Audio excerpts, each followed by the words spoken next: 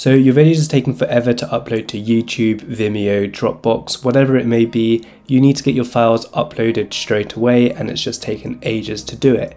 This can be really frustrating when you need to get a video up for an online course or a client. Well, in this video, I'm going to show you exactly how you can significantly reduce the file size of your videos, so it will lead you to upload your videos a lot faster.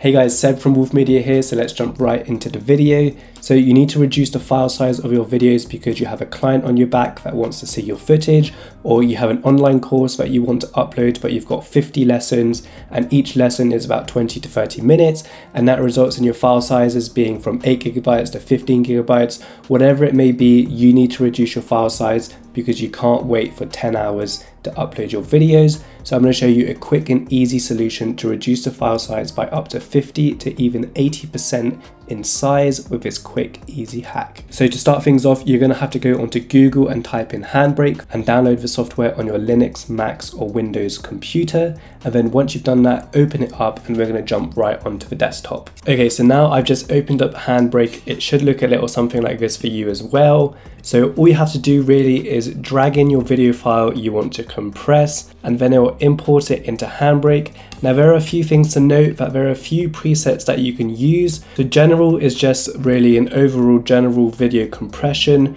A good one to use is the web version. So this is really optimized for YouTube, Gmail and Discord. So if you're uploading to Vimeo or YouTube, you could select the 4K version or the 1080 version, whatever suits your preference. And if you're sending high quality files and you want to reduce the file size but you don't want to lose any quality whatsoever, you'd select production, and then you can select production max or production standard.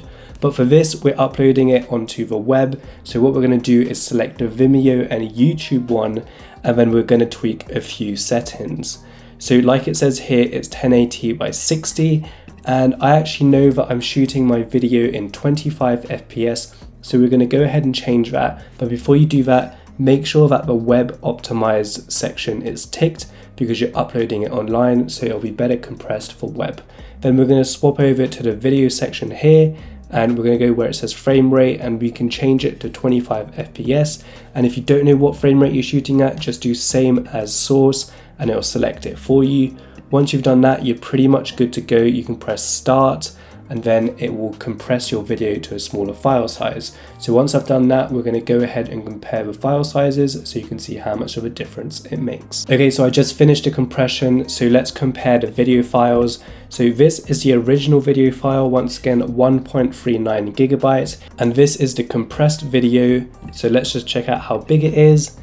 And wow, as you can see, it's only 205 megabytes. So it's reduced it to around 85%, I believe, if my math is correct. I'm not entirely sure, but 205 megabytes, and it used to be 1.3 gigabytes. It's pretty impressive. So if you've got loads of videos that you need to upload straight away, or you need to compress because you're sending it as an online course, so people can download it really easily or view it without any buffering issues, then compressing your videos is really the way to go, and it'll save you a lot of money in the long term if you're storing a lot of video files. So there you go guys, that's how you can significantly reduce the file size of any video using Handbrake. As you saw, it was really easy to do, really easy to install and then compress your videos. So if you did like this video, do hit the like button and subscribe if you haven't already, and I'll see you in the next video.